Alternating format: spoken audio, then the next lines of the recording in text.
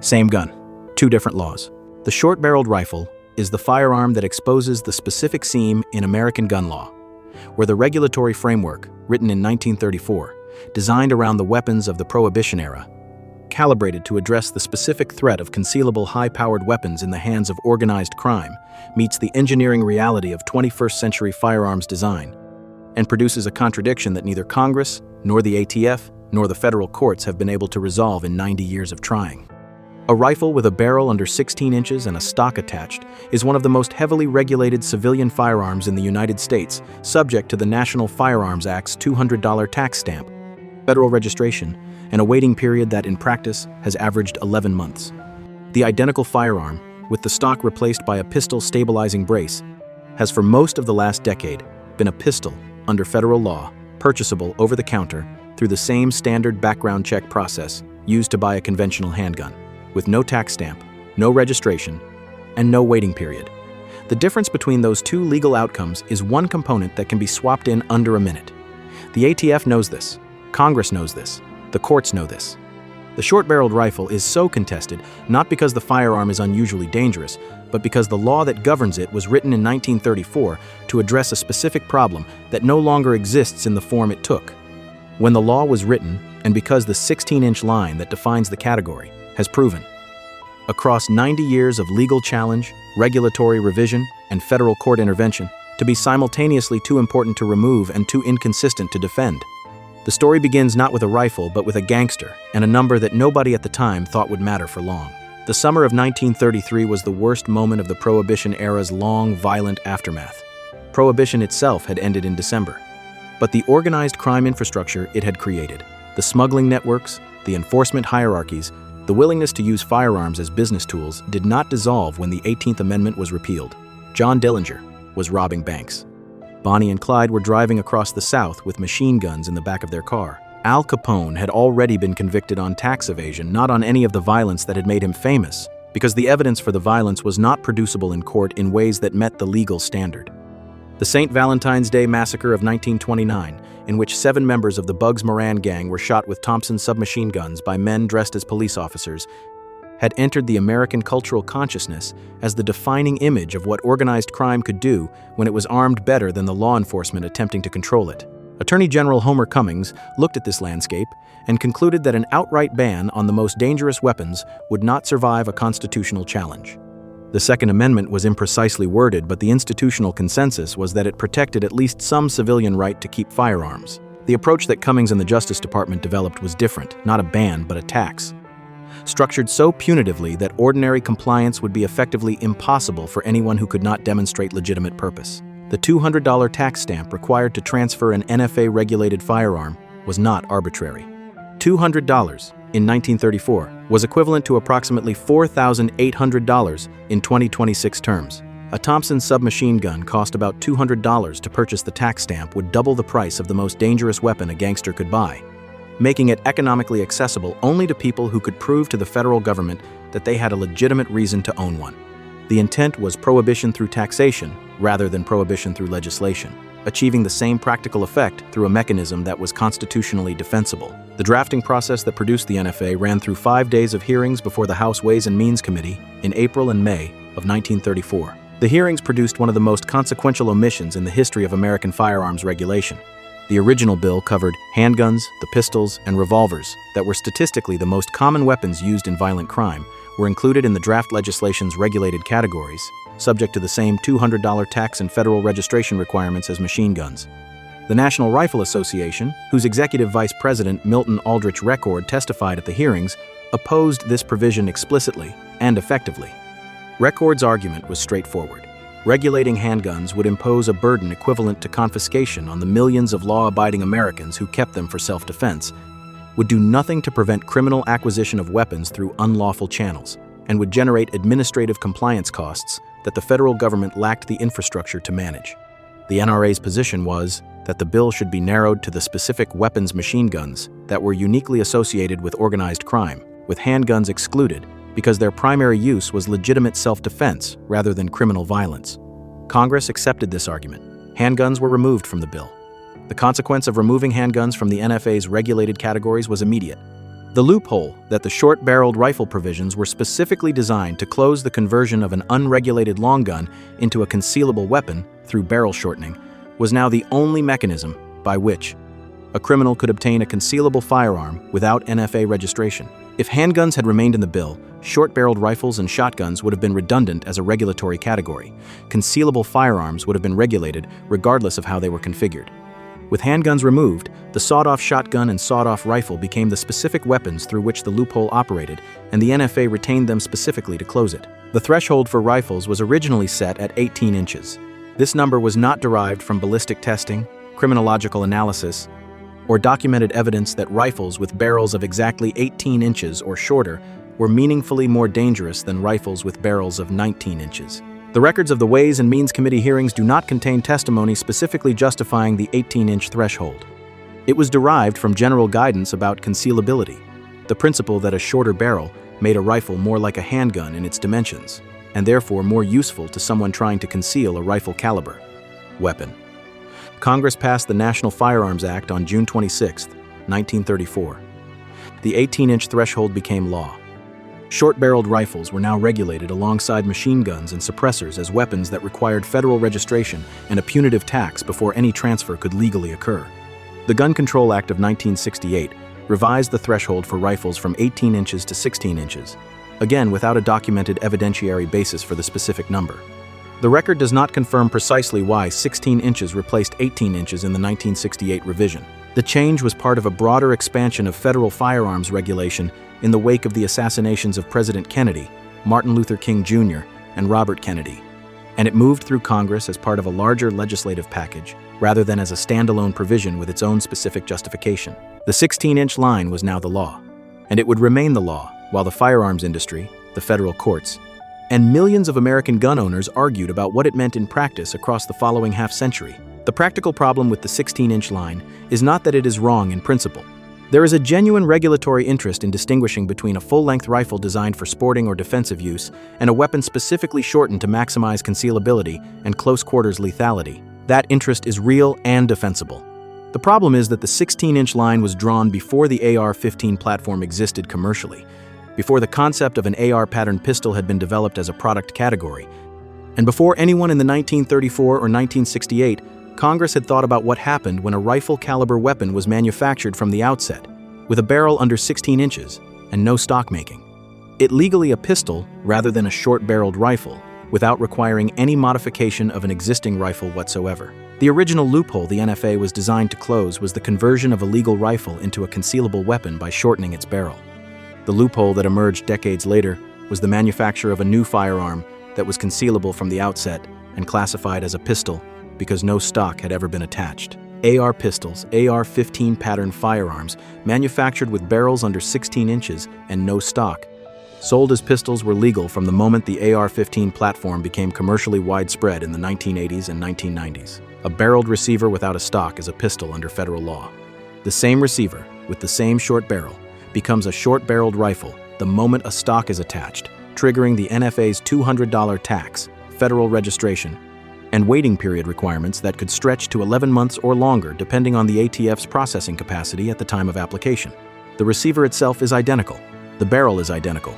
The only variable is the rear component. The commercial incentive this created was not immediately obvious to the mass market. AR pistols existed as a niche product category through the 1990s and early 2000s, purchased primarily by dedicated AR enthusiasts who understood the NFA's mechanics and wanted a legal way to own a compact AR pattern firearm without navigating the SBR registration process. The practical utility of an AR pistol without any rear support was limited. Firing a pistol configuration AR with a short barrel and no rear support one-handed was possible, but demanding the weapon was heavier than a conventional handgun. The recoil was more pronounced without a stock absorbing it, and the ergonomics were awkward for anyone accustomed to the shouldered firing position that AR training had established. The AR pistol market grew slowly because the product, in its unbraced form, was a legal workaround that sacrificed practical usability to avoid regulatory burden. Into this market, in 2012, came a U.S. Army veteran named Alex Bosco with a problem to solve and a garage in which to solve it. Bosco had been shooting at a range with a disabled combat veteran, a friend whose limited arm mobility made controlling the recoil of a standard AR-15 pistol genuinely dangerous.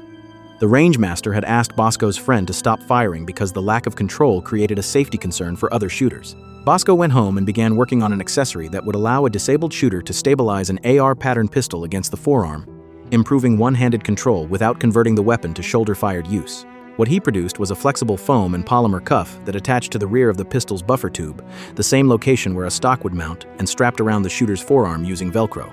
The device stabilized the weapon against the arm rather than the shoulder. It was not a stock. It did not enable shoulder-fired use in the conventional sense. Its intended purpose was assistive, giving disabled shooters the control they needed to operate a pistol platform safely. Before marketing the device, Bosco wrote to the ATF asking whether it would affect the legal classification of the pistols it was attached to. His letter was mailed on November 8, 2012. In November 2012, the ATF responded with an opinion letter stating that the submitted brace, when attached to a firearm, does not convert that weapon to be fired from the shoulder and would not alter the classification of a pistol or other firearm. The brace was approved. Bosco founded SB Tactical, partnered with Sig Sauer for distribution, and launched the product at SHOT Show in January 2013. The initial contract with Sig Sauer was for approximately 140,000 units. They sold in the first year. The firearms market had immediately identified what the ATF's opinion letter had not fully considered: a pistol stabilizing brace, attached to the rear of an AR pistol's buffer tube at exactly the location where a stock would mount, could be shouldered by a shooter who chose to use it that way. The brace did not prevent shoulder firing, it enabled it, as comfortably as a stock would, for anyone with two functional arms who simply chose to treat it as such. The difference between a pistol with a brace and a short-barreled rifle with a stock was, in practice, the shooter's stated intent and the manufacturer's labeling. The mechanical reality of the two firearms was identical. The legal reality diverged by the full weight of the NFA's registration and tax requirements, a gap of 11 months waiting time, $200 in fees, and a federal registration process that placed the owner on a permanent government registry. The ATF issued a second opinion letter in 2014, confirming the brace's legal status when asked by Black Aces Tactical about a shotgun configuration with an attached brace. The confirmation expanded the market further. Now braces could be legally attached to AK pattern pistols, pistol configuration shotguns, and other short-barreled firearms without triggering NFA classification. Over 3 million pistol braces were sold in the years following SB Tactical's launch, as the industry that emerged around them grew to include every major AR platform manufacturer offering pistol configurations with provisions for brace attachment. Then, in January 2015, the ATF issued a third letter, stating that shouldering a pistol brace using it against the shoulder rather than the forearm constituted a redesign of the firearm that reclassified it as a short-barreled rifle under the NFA. The enforcement implications of that position were extraordinary. An accessory that was legal when strapped to the forearm became a stock, and the pistol became a regulated SBR the moment the shooter's shoulder made contact with it. The mechanism of that classification changed the contact between a brace and a shoulder, was invisible to any external observer, unenforceable in any practical sense, and produced the specific legal absurdity of a firearm that changed its federal regulatory status based on the shooter's body position at any given moment. The ATF reversed this position in 2017, returning to the earlier interpretation that a brace did not convert a pistol to an SBR, regardless of how it was physically used. The reversal of 2017 did not resolve the underlying regulatory problem. It acknowledged it. The ATF had now issued 3 letters in 5 years expressing 3 substantively different positions on the same accessory approved in 2012, redesign when shouldered in 2015, approved regardless of use in 2017. The regulatory framework that the 1934 NFA had established was being applied to a product that 1934 had not contemplated, by an agency whose legal interpretation changed with each administrative cycle, in a market that had now grown to millions of consumers who had made purchasing decisions based on the most recent interpretation and could not know with certainty whether that interpretation would survive the next letter. The Biden administration's final rule 2021R08F, published January 31, 2023, was the ATF's most ambitious attempt to resolve the contradiction. The rule established a multi-factor test accounting for the weapon's total weight, length of pull, balance point, presence of raised optics, and other characteristics for determining whether a firearm with an attached brace should be classified as a pistol or a short-barreled rifle. The test represented a significant departure from the binary stock versus brace classification that had governed the category since 2012. Under the rule, a braced firearm that scored above a certain threshold on the multi-factor analysis would be reclassified as a short-barreled rifle subject to NFA registration regardless of whether a stock or a brace was attached. Overall configuration of the weapon, rather than the specific component at its rear, would determine its legal category. Firearms that met the test's criteria for SBR classification would require NFA registration, the $200 tax stamp, and all the associated regulatory burden. Owners were given 120 days to comply through one of 5 options. Register the firearm as an SBR during an amnesty window with the tax temporarily waived, remove the brace, install a barrel of 16 inches or longer, permanently alter the brace to prevent reattachment, or destroy the firearm. The penalty for non-compliance was stark: a fine of up to $10,000, 10 years in federal prison, or both. The ATF estimated that between 10 and 40 million firearms could be affected by the rule. The range was so wide, a factor of 4 between the low and high estimates, that it was itself evidence of the regulatory uncertainty the rule was attempting to address. Nobody knew how many braced pistols were in civilian hands because nobody had been required to register them, which was precisely the condition the rule was designed to change, and which made estimating the rule's affected population an exercise in educated guesswork. The legal challenges began immediately. Mock versus Garland, filed in early 2023 in the Northern District of Texas before Judge Reed O'Connor, was the most significant. The plaintiffs argued that the rule exceeded the ATF's statutory authority under the Administrative Procedure Act of 1946, which required that federal agency rules be neither arbitrary nor capricious, and that it violated the Second Amendment rights of the gun owners it regulated.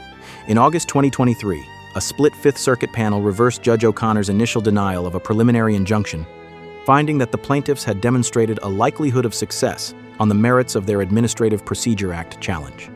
The majority found that the ATF's multi-factor test was an exercise in definitional creativity, rather than a principled application of the statutory distinction between a pistol and a short-barreled rifle, that the agency had effectively rewritten the NFA's categorical definitions through a rulemaking process, rather than through the congressional action that changing those definitions required.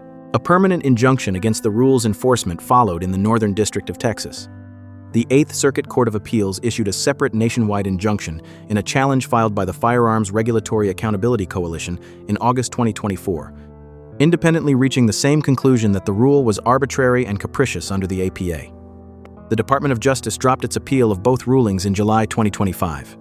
The pistol brace rule was vacated. Braced pistols returned to their pre-2023 classification as pistols, but the vacatur of the rule did not undo the consequences it had produced during the period of its enforcement.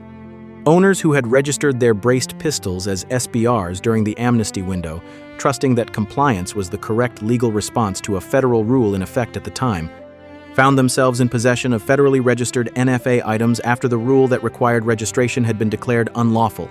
The process for removing voluntarily registered items from the NFA registry following the vacatur was still being clarified as of mid-2026.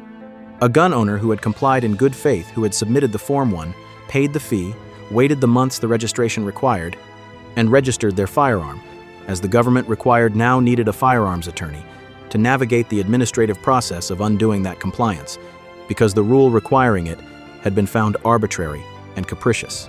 The regulatory cycle had produced a situation in which the correct action during one phase of the rule's existence was the opposite of the correct action in the phase that followed.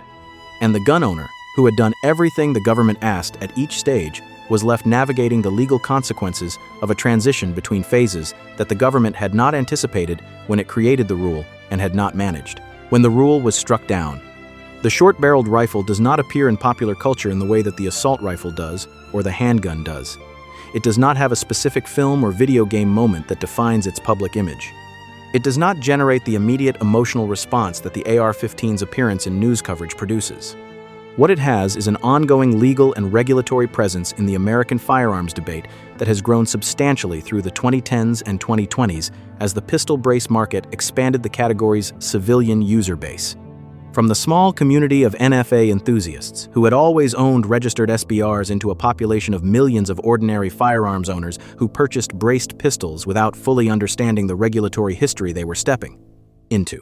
The short-barreled rifle is contested not in the dramatic sense of a weapon that provokes immediate emotional response, but in the specifically legal and administrative sense contested in federal court, contested in agency rulemaking, contested in congressional hearings, contested in the specific arguments about what the 1934 NFA means when applied to a technological landscape its drafters could not have imagined, and that Congress has not revisited with the specific intention of updating the statutory framework to address. It started as a 16-inch line drawn by legislators in 1934 to close a loophole in a tax statute aimed at gangsters, derived from vague expert input about concealability rather than documented evidence of criminal misuse, reduced from 18 inches to 16 inches in 1968 without documented evidentiary basis, and never revisited by Congress in the 90 years since, with any intention of reconsidering whether the threshold that produces the regulatory category is calibrated correctly for the weapons it now governs. It survived the AR pistol market that emerged because pistol configuration was never regulated by the NFA, the brace phenomenon that converted millions of AR pistols into functional short-barreled rifles without crossing the 16-inch threshold, 3 consecutive ATF letter reversals that established different legal interpretations of the same accessory in 2012, 2015, and 2017, and a final rule in 2023 that attempted to close the brace loophole through multi-factor definitional reclassification. It produced that final rules challenge, 2 separate circuit court findings of arbitrary and capricious agency action, a DOJ appeal abandonment in 2025, and a post-vacatur administrative situation that gun owners who had complied in good faith were still navigating in mid-2026. The short-barreled rifle is not contested because the 16-inch line is the wrong place to draw it. It is contested because the line was drawn by people who were thinking about a specific problem in a specific moment. Gangsters with sawed-off shotguns in 1934, and who could not have anticipated that. 90 years of engineering innovation would produce a commercial market in which millions of civilians could own the functional equivalent of what the line was drawn to restrict, legally, over the counter, with a standard background check, simply by attaching a different component to the rear of the receiver. The line is still there. The gap it was supposed to close has been open, in one form or another, for most of the time since the line was drawn. And every attempt to close it has produced a legal challenge that returns the question to the same place it started. A 16-inch number written in 1934 by legislators who removed handguns from the bill because the NRA asked them to, kept short-barreled rifles in because the loophole required closing, and created in the process a regulatory category that nobody has successfully argued the law requires in its current form, and nobody has successfully found the political will to change. If you enjoyed this, hit like, subscribe, and check out the next video right here.